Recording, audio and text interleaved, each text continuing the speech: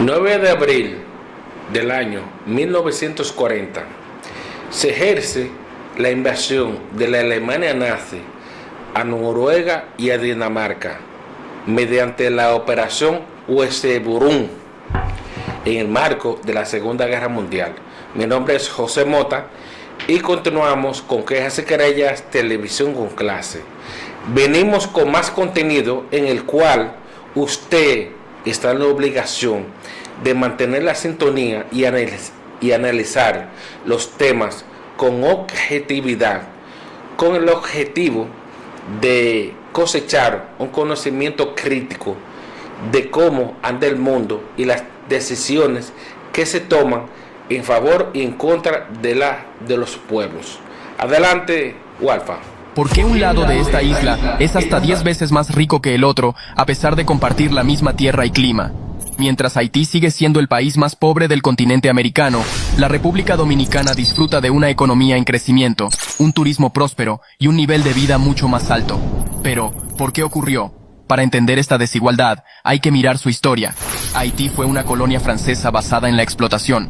Tras obtener su independencia en 1804, Francia impuso una deuda equivalente a unos 21.000 millones de dólares actuales. Haití tuvo que pedir préstamos a bancos franceses, lo que arruinó su economía durante más de un siglo. En contraste, la República Dominicana bajo dominio español evitó esa deuda y tuvo mejores condiciones para crecer. La ocupación estadounidense entre 1916 y 1924 ayudó a modernizar la infraestructura y atraer inversiones extranjeras. Además, la gestión ambiental marcó una gran diferencia. Haití ha perdido más del 98% de sus bosques, agravando la pobreza, mientras que la República Dominicana aplicó políticas más efectivas para proteger sus recursos. ¿Crees que Haití podría superar esta desigualdad algún día? Por el simple hecho que ellos estén mal, eso no quiere decir que nosotros estemos bien.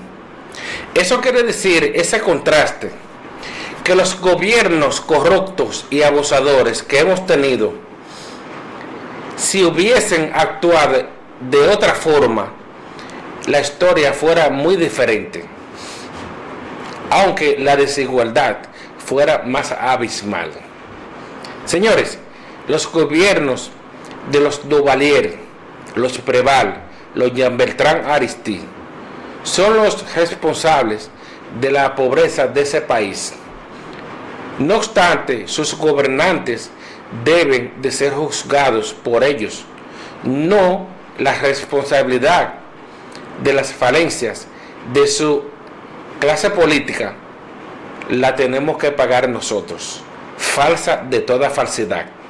Cada quien tiene sus problemas y sus responsabilidades. No obstante, sin ánimo de críticas, esa desgracia económica y geopolítica obedece a una forma de pensar muy diferente. ¿Y por qué? Si el imperio francés y el imperio español devastaron, perforaron, drenaron nuestros recursos, ¿por qué en el vecino país haitiano tienen que las cosas marchar de esa forma? ¿Sabían ustedes que esos dos imperios eran amigos y no lucharon entre sí? Hasta que en 1659, escuchen esto, señores, escuchen. Por eso le decimos que aquí, más allá de las noticias, aquí aclaramos puntos. Cuando en 1659 los franceses y los españoles luchaban por el control de la España, en ese mismo momento estaban ellos haciendo tratos amigables en su frontera.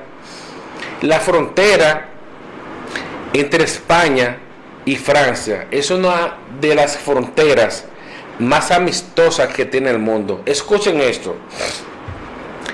Hay un río llamado el río Bidasoe,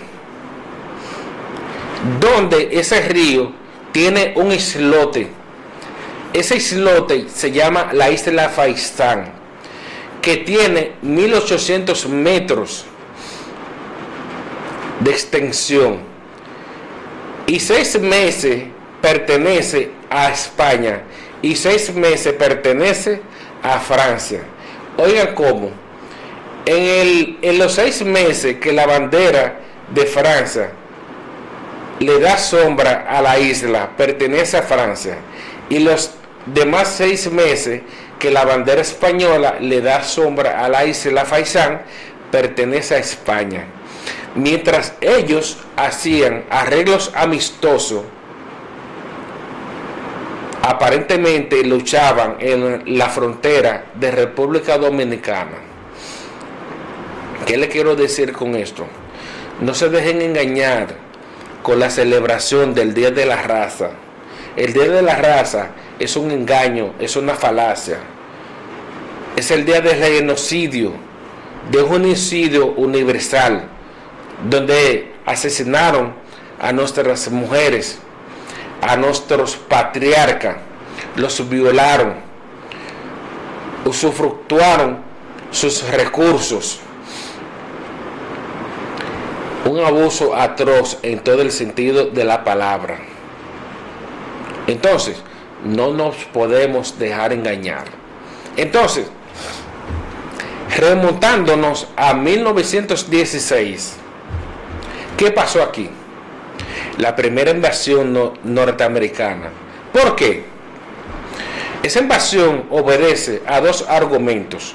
Primero, los invadieron con un argumento ficticio, vano, vacío, de poco peso legal y ideológico. Cuando nos invadieron fue con el argumento de que la Alemania nazi estaba intentando invadirlos o atacarlos o bombardearlos a través de República Dominicana, utilizando este país como trampolín. Y el segundo argumento fue por una deuda que se le tenía, la deuda externa, que Trujillo la pagó, que eran aproximadamente 8 o 12 millones de dólares. En ese intervalo oscilaba la deuda externa en ese entonces. Dicho dinero fue depositado en el First National City Bank de Estados Unidos. Cuando inicia plena invasión, el mundo en Europa estaba en la Primera Guerra Mundial. Cuando en el 2014 el asesinato del archiduque Francisco Fernando a manos de un anarquista llamado Gabriel Príncipe, que era miembro de una organización llamada La Mano Negra, una organización anarquista que predominaba en Europa. El Imperio Austrohúngaro le declara la guerra a Serbia y ahí inicia la Primera Guerra Mundial, que finaliza en 1918.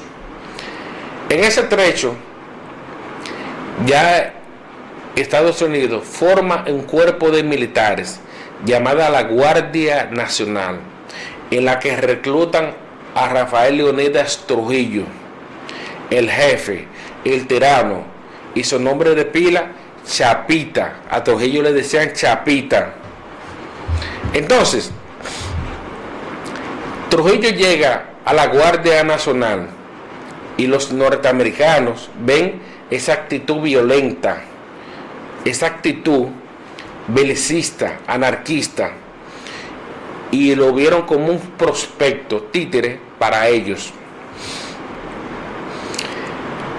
Tras ese lapso de tiempo, cuando llegamos a 1924, que se alza con el triunfo Horacio Vázquez llega al control del país y encuentra a Trujillo con un rango muy alto y lo hace jefe de la Guardia Nacional, lo cual se le convierte en un problema. Ya en 1930,